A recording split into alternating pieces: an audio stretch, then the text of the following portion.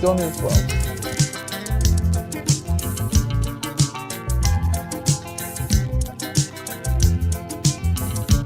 Hello everyone, welcome to Donna's World, and to kick us at Wellness Wednesday.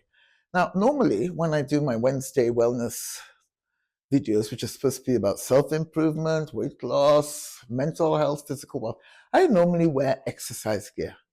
But today I decided to wear one of my kaftans, simply to show you, I don't know if it's as obvious to you as it is to me, that I've lost weight.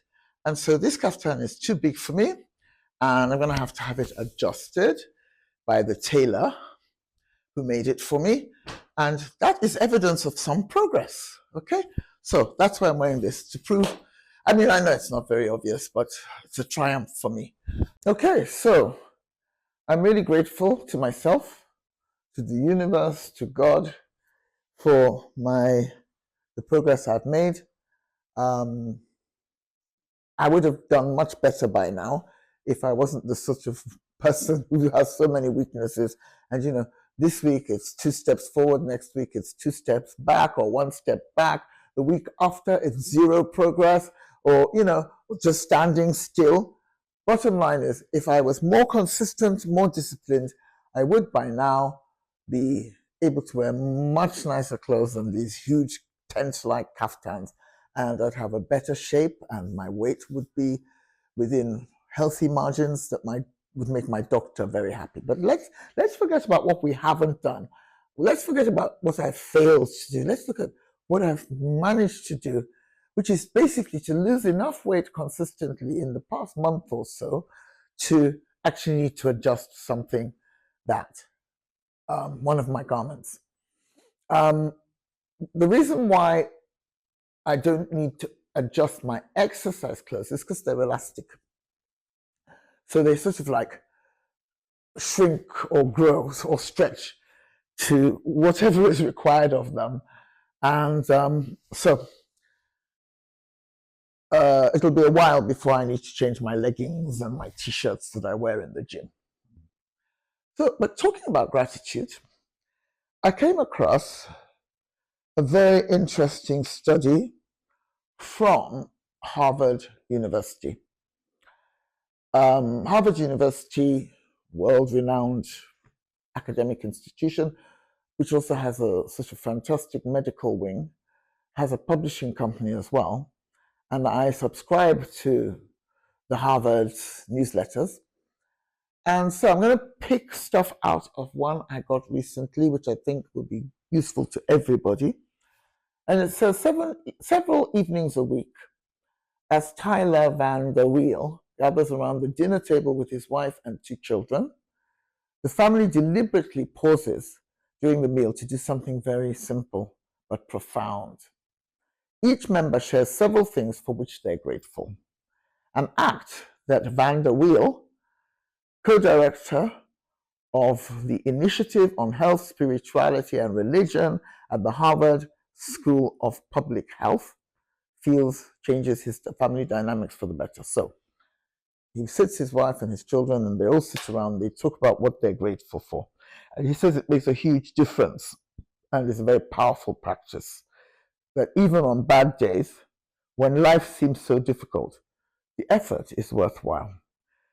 Now, how can the power of gratitude affect our lives? There's plenty of research about that, and some people even keep gratitude journals, but not enough people keep gratitude journals. I mean, I've got one, but I hardly ever use it. And I think, you know, we all need to get into the habit of looking at the positive, seeing the glass as half full instead of half empty, and, you know, be glad for the things we've managed to do, or the things other people or God or the universe or whatever you believe in have done for you. The very fact that we're alive is something we should be grateful for, but often take for granted. So, it's, you know, the impact of gratitude on people's psychological well-being is very well known already, but it also has positive impacts on people physically. It affects mortality and longevity and all sorts of things. So I'm pretty much reading excerpts from this report because I think it's really important. And I think it's better to read it in the words of the people who wrote it instead of trying to paraphrase it inadequately. Okay? There's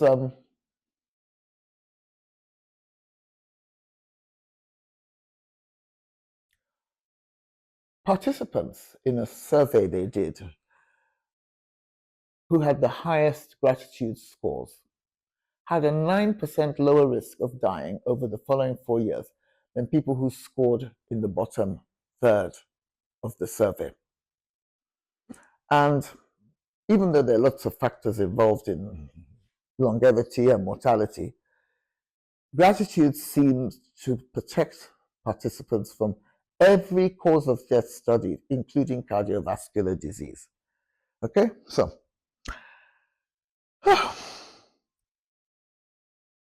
this document, this newsletter goes on at some length.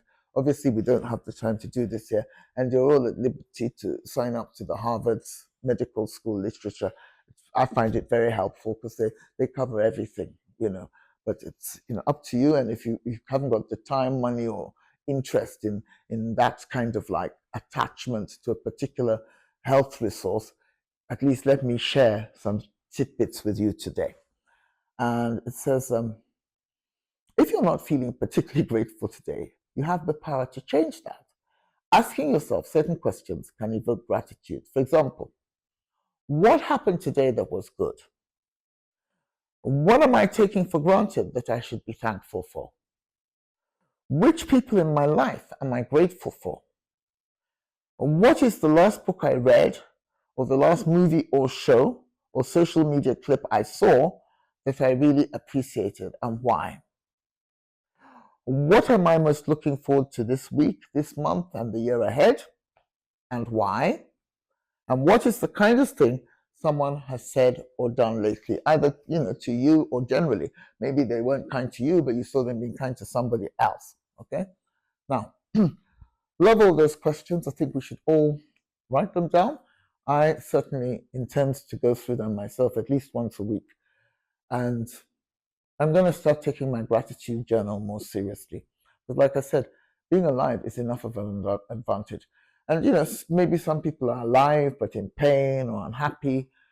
And I can see, having looked at the times in my life when things have not been going well for me at all, that there are times when it's really, really difficult to imagine what's good about your life, and what's good about your day. I mean, like when I was kidnapped, I couldn't think of anything good about being stuck in a hut in the middle of nowhere with 9 criminals who had kidnapped me. These are some of the things that journalists and people go through in countries like Nigeria from time to time. When you're feeling ill, or when you've been abandoned by your husband or your wife or whatever, very hard to see what's good. And then, one of the things that I'm grateful for is my son, Oliver. Some people don't have children and want children. Some people, don't want children and don't have anything else that they want. There's so many different combinations in terms of, the human condition and what we all go through. But you know what? I really believe that if you answer those questions that I've just quoted from the Harvard University report, I think you will find something that's worth being grateful for. So I'd like to know. I mean, let me just think now. What am I grateful for? Well, I'm grateful to be alive. I'm grateful that all the bad habits I've had, like being a heavy smoker and being obese, haven't killed me off young. I could easily have had a heart attack or a stroke by now. I could easily have died of lung cancer in my 50s because I literally smoked 3 or 4 packets of cigarettes a day. I mean, who does that? Who's not crazy? Actually, I've had times in my life when I've been through all kinds of nonsense. So I'm glad to have stabilized. I'm grateful to have stabilized a little bit. I'm grateful I was able to give up smoking. I'm grateful that I live in a very nice house in the best part of Abuja in Nigeria, which is one of the sort of more prosperous African countries. I'm grateful that when I'm living in London, I'm able also to live in a very nice house. I'm grateful to have help. Here in Abuja, I have domestic servants or helpers who are very, very, very useful, spare me a lot of hassle. Even in London, we have a lovely woman who, my sister and myself, who comes in and sorts us out and does the ironing and the cleaning. I'm grateful for the beauty in the world. You know, I'm grateful for great TV programs. I'm just watching something called White Lotus now. It's the second season. It's set in Italy. And the scenery is fabulous. And I was in Italy myself last November, and I'm grateful I'm able to travel from time to time. So many people who would love to see the world do not get the chance and will never get the chance. So I mean, I could go on and on and on. If I really think about it, I've got so many things to be grateful for, and so probably do most of you. Okay? Now, I'd love to hear from Donu's World viewers. Just give me 2 or 3 things you're really, really grateful for. And if you feel that there's nothing to be grateful for in your life at the moment, I'd also like to know, because I really do genuinely care. I care about other people, and I care about people who are kind enough to take the trouble to watch my videos every week or once in a while.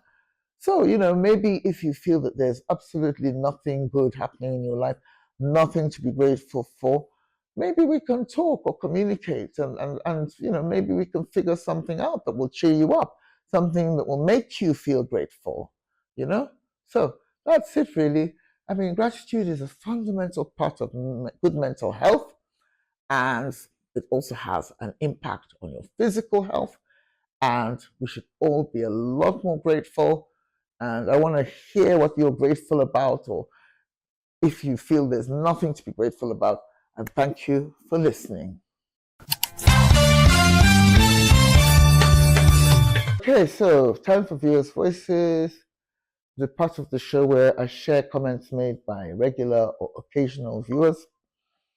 And sorry to all the people who comment on Facebook, Twitter, Instagram, LinkedIn, and the other social media platforms I share my Donu's World videos on. It's just easier to just comment on the comments that are sent direct to YouTube, which is the main platform. Okay, so last week I talked about injections, weight loss injections, Mounjaro, Ozempic, those famous injections that help some people to lose weight. Okay, kills your appetite, kills your obsession with food mentally. And Cynthia Seagreen has sent me a comment saying she respects my personal choices because I know what's best for my body. Because I was saying that I'm perfectly ready to start using weight loss injections to maintain a more consistent weight loss journey.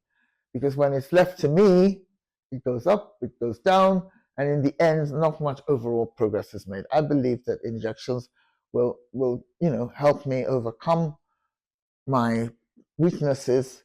Well, it won't help me overcome my weaknesses, but it'll help me get better results. That's what I think. I haven't started yet.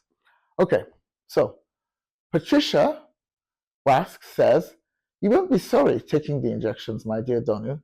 When you need to lose 30 or 40 kilos or more, that's a threat to your life. And the benefits of Mounjaro and the others far outweigh the side effects. Yeah, because I did express, I talked about some people being worried about the side effects like diarrhea or nausea. And Patricia shares my view that the health risks associated with being very overweight are outweighed by the side effects, don't matter as much as the health risks. Then she says, yes, there will be changes to your normal routine, but you will adjust quickly to your new normal. She, Patricia, has lost 27 kilos since April when she began using Zepbound injections every Sunday. Her cravings for unhealthy foods that kept her obese have gone. Her appetite is very small and she's full, eating portions that are a third of the amount she used to eat. If she eats too much, she gets nauseated.